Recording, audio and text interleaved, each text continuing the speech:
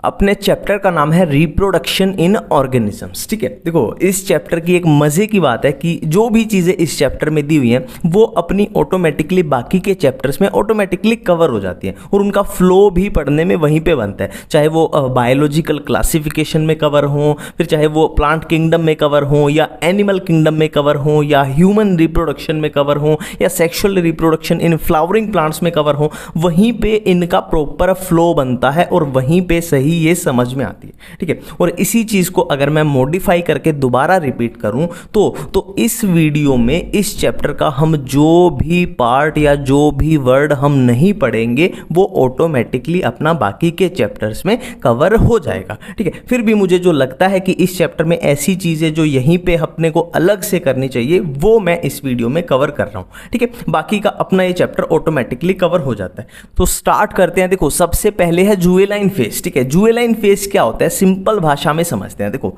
यहां पे किसी ऑर्गेनिज्म का बर्थ हुआ, यहां पे किसी ऑर्गेनिज्म का बर्थ हुआ मतलब सीधी सी बात है यहां उसकी एज थी 0। ठीक है, तो बर्थ से लेके यहां तक वो पहुंचा, कहां तक पहुंचा, ऐसी एज तक वो पहुंचा जहां पे वो सेक्सुअली रिप्रोड्यूस कर सकता है। ठीक है, तो बर्थ से लेके ऐसी एज जहां तक वो सेक्सुअली रिप्रोड्यूस कर सकता है, मान लो 17 ईयर्स पे उसने सेक्सुअल रिप्रोडक्शन स्टार्ट की, यहां पे उसमें मैच्योरिटी आ गई सेक्सुअल रिप्रोडक्शन की, तो इस गैप को हम क्या बोल देंगे, जुवेनाइल फेज बोल देंगे। ये सिंपल भाषा में था। ठीक है, नेक्स्ट देखो ये एनसीईआरटी में लिखा हुआ है कि जो बैम्बू प्लांट होता है वो पूरे लाइफ टाइम में सिर्फ एक बार फ्लावरिंग करता है। Bamboo plants flowers once in life time. और इधर बात करें अगर स्ट्रोबिलैंथस कुंथियाना की तो वो 12 साल में एक बार फ्लावरिंग करता है, flowers once in 12 years.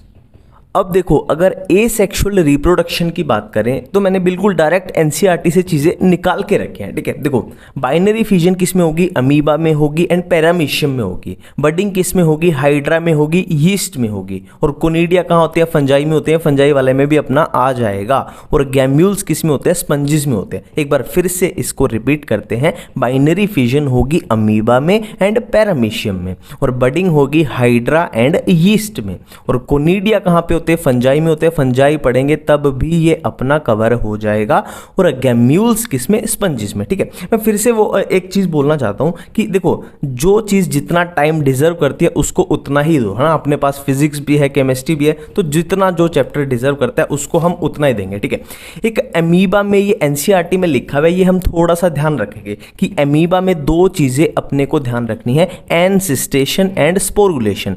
एनसिस्टेशन and sporulation. ठीक है, अब देखो इसमें याद करने जैसा कुछ भी नहीं है, नाम से ही पता लग रहा है एनसिस्टेशन मतलब अमीबा ने अपने चारों तरफ क्या बना लिया, एक सिस्ट बना लिया। एनसिस्टेशन मतलब सिस्ट की फॉर्मेशन कर ले। ठीक है, अगर इसको मैं आपको एक रफ डायग्राम से समझाऊं तो यहां पे देखो ये रेड कलर में मान लो मैंने अमीबा बना दिया एक। ठीक है, अब इसके चारों तरफ ट्रिपल लेयर्ड क्या बन गया, सिस्ट बन गया। इसके चारों तरफ क्या बन गया, ये ट्रिपल लेयर्ड क्या बन गया, सिस्ट बन गया। और इसी को हम क्या बोल रहे हैं, एनसिस्टेशन बोल रहे हैं। अमीबा के अराउंड ट्रिपल लेयर्ड सिस्ट बनने को ही हम क्या बोल रहे हैं, एनसिस्टेशन बोल रहे हैं। ठीक है, अब होगा क्या, स्पोरुलेशन क्या होती है। देखो इस सिस्ट के अंदर ये अमीबा क्या करेगा, बाइनरी फिजन करेगा, है ना, फिर और डिवाइड करेगा, फिर फर्दर और डिवाइड करेगा, तो फिर बहुत सारे अमीबा इसके अंदर बन जाएंगे। ठीक है, तब ये सिस्ट, ये बहुत सारे अमीबा जब इस सिस्ट में से रिलीज होंगे, देखो ऐसे बहुत सारे अमीबा रिलीज होंगे, एक तरीके से स्पोर की तरह ये रिलीज होंगे, डिस्पर्स होंगे,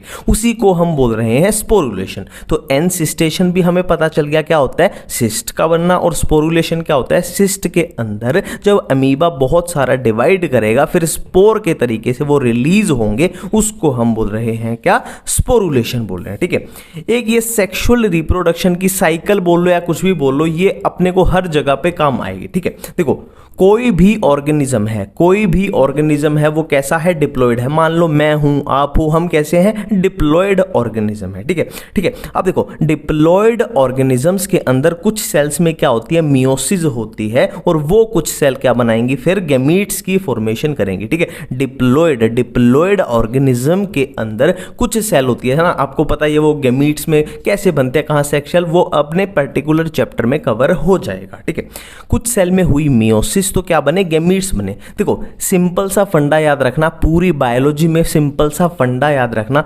जब तक मियोसिस ना हो तब तक सारी स्ट्रक्चर डिप्लॉयड है, मियोसिस के बाद ऑटोमेटिकली वो है हैप्लॉयड। तो गैमीट कैसा होगा, हैप्लॉयड। मान लो ये मेल गैमीट है, अब इस गैमीट को कहीं से दूसरा गैमीट मिलेगा, मतलब ये हैप्लॉयड, ये मिलके क्या बना देंगे, जाइगोट बना देंगे। और ये तो साधारण सी बात है कि ये भी हैप्लॉयड तो मिलके बना देंगे डिप्लॉयड बना देंगे, ठीक है। यहाँ पे जाइगोट बन गया डिप्लॉयड। अब डिप्लॉयड स्ट्रक्चर में जब तक मियोसिस ना हो तब तक डिप्लॉयड ही चलेगा, और मियोसिस के बाद हैप्लॉयड। तो ये सिंपल सा फंडा होता है हैप्लॉयड डिप्लॉयड का, इसमें कुछ याद करने जैसा कुछ भी है ही नहीं, ठीक है। अब देखो यहाँ पे अपने पास जाइगोट बन चुका है। अब जाइगोट जब बड़ा होगा, एक तरीके से ऐसे ही बोल सकते हैं ना, सिंपल है ना, कैसे होगा वो हम पर्टिकुलर चैप्टर में देख लेंगे, ह्यूमन रिप्रोडक्शन में देख लेंगे ना, प्लांट में है प्लांट में देख लेंगे। जब जाइगोट जब मैच्योर होगा, डिफरेंशिएट आगे जाके डेवलप होगा तो क्या बना देगा, एम्ब्रियो बना देगा, और एम्ब्रियो आगे जाके क्या बना देगा, फिर से वही ऑर्गेनिज्म बना देगा। सिंपल सा ये इधर फंडा होता है, ठीक है। अब देखो नेक्स्ट बायसेक्सुअल कंडीशन और यूनिसेक्सुअल कंडीशन के बारे में बात कर रहे हैं हम प्लांट्स के अंदर इधर, ठीक है। देखो सिंपल सा इसमें याद कुछ नहीं करना, बायसेक्सुअल, बाय मतलब दोनों, सेक्सुअल मतलब सेक्स, मतलब मेल रिप्रोडक्टिव स्ट्रक्चर और फीमेल रिप्रोडक्टिव स्ट्रक्चर दोनों ही सेम प्लांट पे है तो बायसेक्सुअल कंडीशन, और अलग अलग प्लांट पे है तो यूनिसेक्सुअल। यूनि मतलब वन, सेक्सुअल मतलब सेक्स, है ना, मतलब सिंपल सी बात है, बाय मतलब दोनों, है ना, सिंपल सी बात है, इसमें कुछ भी याद नहीं किया, ठीक है। अब एनसीईआरटी में लिखा हुआ है, मैं किस लिए बता रहा हूं, देखो ये सबको पता होता है बट ये मैं इसलिए ये चीज बता रहा हूं। देखो फंजाई के केस में बायसेक्सुअल कंडीशन को बोलते हैं होमोथैलिक और यूनिसेक्सुअल को बोलते हैं हेटेरोथैलिक, ठीक है। इसमें भी कुछ भी याद नहीं करना। देखो होमो मतलब सेम, थैलिक मतलब थैलस, मतलब सेम थैलस पे अगर male and female reproductive structure हो फंजाई के अंदर तो उसको बायसेक्सुअल कंडीशन से हम क्या है रिलेट कर सकते हैं। और हेटेरो मतलब डिफरेंट, थैलिक मतलब थैलस, है ना कहीं अपने आप ऑटोमेटिकली रिलेट हो गया। होमो मतलब सेम, थैलिक मतलब थैलस, मतलब सेम थैलस पे male and female reproductive structure है तो ऑटोमेटिकली बायसेक्सुअल कंडीशन से रिलेट हो जाएगा, कुछ भी याद नहीं किया, ठीक है। अब एक और चीज एनसीईआरटी में दिया हुआ है कि सेवरल प्लांट्स में बायसेक्सुअल कंडीशन के लिए हम एक वर्ड यूज करते हैं मोनोइशियस, और यूनिसेक्सुअल के डायोशियस, ठीक है।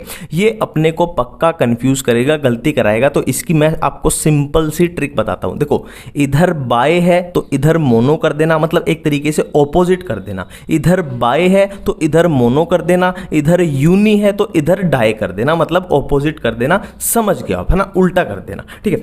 ये कंफ्यूज कर सकते हैं। नेक्स्ट हम चलते हैं, देखो appearance of male and female gamete. यहां गैमीट्स की बात की जा रही है कि अगर मेल गैमीट और फीमेल गैमीट की जो अपीयरेंस है वो एक जैसी है, सिमिलर है, तो उसको बोल देंगे होमोगैमीट। देखो नाम से ही कवर हो रहा है, कुछ भी याद नहीं किया। होमो मतलब सेम, गैमीट मतलब गैमीट, मतलब अगर मेल एंड फीमेल गैमीट एक जैसे सेम दिख रहे हैं तो होमोगैमीट, डिफरेंट दिख रहे हैं, डिसिमिलर दिख रहे हैं तो हेटेरोगैमीट। सिंपल सी बात है। होमोगैमीट का एग्जांपल एनसीईआरटी में इसी चैप्टर में दिया हुआ है, सम एल्गी, और बाकी के जितने भी बचे ना, मेजॉरिटी ऑफ सेक्सुअली रिप्रोडक्टिंग ऑर्गेनिज्म, ठीक है, majority of sexually reproducing organism सारे हेटेरोगैमीट में आ जाएंगे। कुल मिला के ये यहाँ पे सम एल्गी याद रख लेना, बाकी जितने भी सेक्सुअली रिप्रोड्यूसिंग ऑर्गेनिज्म है सारे हेटेरो में डाल देना, ठीक है।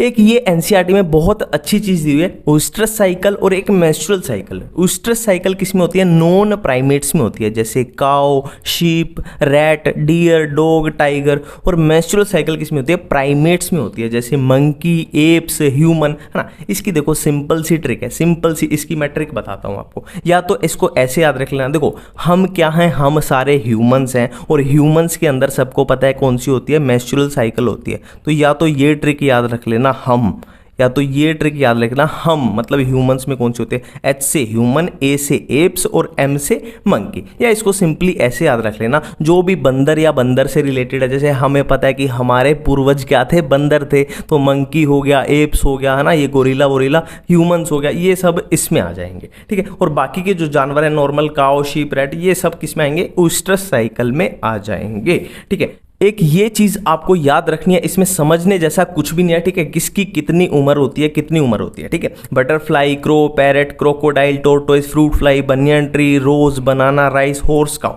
ठीक है। इनकी थोड़ा याद रख लेना, इसमें समझने जैसा कुछ भी नहीं है।